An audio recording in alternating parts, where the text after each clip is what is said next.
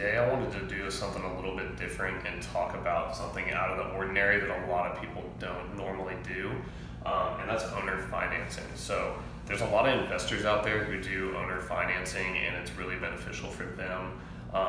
So kind of I'll go through what the good, the bad, and the ugly is of owner financing if you're on the buyer side, and even thinking about this as an option. So with owner financing, kind of the good thing is you don't necessarily have to have great credit or like good income history, as long as you have a good chunk of change to put down. Generally anywhere from 15 to 20% is about average. So $100,000 house, you need to have 15 to 20 grand to put down. Now the nice thing about owner terms for a buyer is that if you have bad credit, if you don't have 2 years work history and can't qualify for something that's $250,000, you might be able to get owner terms on it and have that person finance you themselves. So let's say you want to buy a home, I have a $250,000 home, I'm willing to do owner terms with you. And so you go, okay, great, that's cool.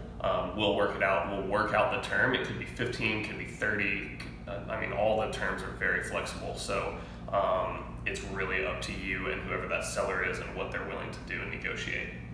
The bad side of it is that you're going to see a lot higher interest rates. So normal mortgage, you're looking at somewhere around, at this point in time, like 4 to 5%, which is pretty good.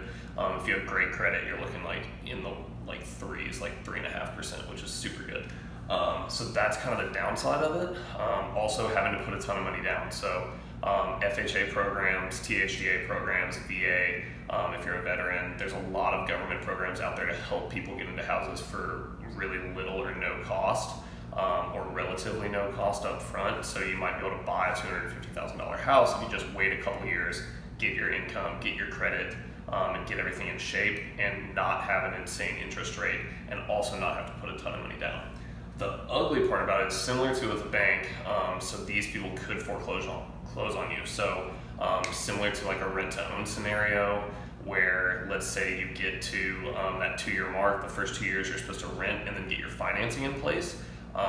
That might be something that an owner says as well. So they're like, yeah, you can do owner terms, but I'm only doing it for 5 years.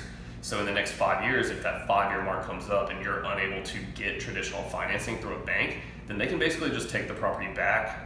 You're not going to get any of that down payment or any of that equity you put into that property back. So if you did anything thinking you're going to be there for 30 years and didn't do the right things on the back end to be able to put your financing, your credit, and your income in a place where it needs to be to purchase that property for the equity that you have left in it, you can really lose out. So that's kind of the downside. It's definitely a little more beneficial on the seller's side than it is for a buyer, but it is an option. So before you go jumping into owner terms, feel free to contact me or someone else in the real estate profession, whether that be a mortgage broker, a friend who's bought a bunch of houses and renovates and flips, or owns rentals, or someone who actually does owner financing, and talk to them about how they do it with their clients, or buyers that are looking at a property like what they own. Hopefully this helps you. You can follow me at The Real Estate Agent on Instagram, Facebook, Twitter, LinkedIn. I'm available on just about every platform, so let me know if there's anything else I can do to help, or any other videos you want me to put out that hopefully will help you in the long run to be able to invest in real estate.